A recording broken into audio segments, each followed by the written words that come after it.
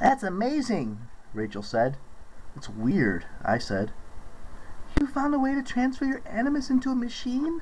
Annabeth said. That's not natural. Oh, I assure you, my dear, it's still me. I'm still very much Daedalus. Our mother, Athena, makes sure I never forget that. He tugged back the collar of his shirt. At the base of his neck was the mark I'd seen before, the dark shape of a bird grafted into his skin. A murderer's brand, Annabeth said. For your nephew Perdix. The boy pushed off the tower. Quintus's face darkened. I did not push him. I simply... Made him lose his balance, I said. Let him die? Quintus gazed out at the windows of the purple mountains. I regret what I did, Percy. I was angry and bitter, but I cannot take it back, and Athena never lets me forget. As Perdix died, she turned him into a small bird, a partridge. She branded the bird's shape on my neck as a reminder. No matter what body I take, the brand appears on my skin. I looked into his eyes, and I realized he was the same man I'd seen in my dreams. His face might be totally different, but the same soul was there, the same intelligence, and all the sadness. You are really Daedalus, I decided. But why did you come to camp? Why spy on us? To see if your camp was worth saving. Luke had given me one story. I preferred to come to my own conclusions. So you have talked to Luke? Oh yes, several times. He's quite persuasive. But now that you've seen the camp, Annabeth persisted, so you know we need your help. You can't let Luke walk through the maze. Daedalus set his sword on the workbench. The maze is no longer mine to control, Annabeth.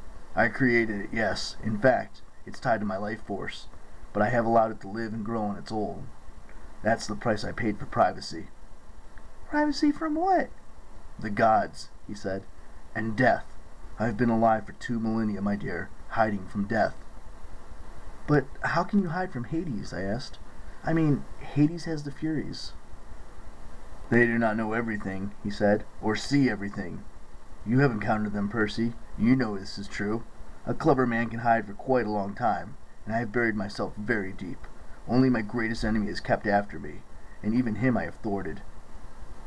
You mean Minos? Daedalus nodded. He hunts for me restlessly, relentlessly. Now that he is judge of the dead, he'd like nothing better for me than to come forward so he can punish me for my crimes. After the daughters of Calculus killed him, Minos' ghost began torturing me in my dreams. He promised that he would hunt me down. I did the only thing I could. I retreated from the world completely. I descended into my labyrinth. I decided this would be my ultimate accomplishment. I would cheat death. And you did, Annabeth marveled. For 2,000 years. She sounded kind of impressed, despite the horrible things Daedalus had done. Just then a loud bark echoed from the corridor. I heard a ba-bump, ba-bump, ba-bump of huge paws, and Miss O'Leary bounded into the workshop. She licked my face once and almost knocked Daedalus over with an enthusiastic leap. There's my old friend, Daedalus said, scratching Miss O'Leary behind the ears. My only companion all these long, lonely years. You let her save me, I said. That whistle actually worked. Daedalus nodded. Of course it did, Percy. You have a good heart, and I knew Miss O'Leary liked you.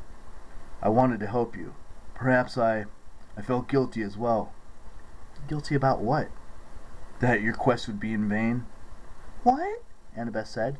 But you can still help us. You have to. Give us Adrian's string so Luke can't get it. The string. Yes. I told Luke the eyes of the clear-sighted mortal are the best to guide, but he did not trust me. He was so focused on the idea of a magic item, and the string works. It's not as accurate as your mortal friend here, perhaps, but good enough. Good enough. Where is it? Annabeth said. With Luke, Daedalus said sadly.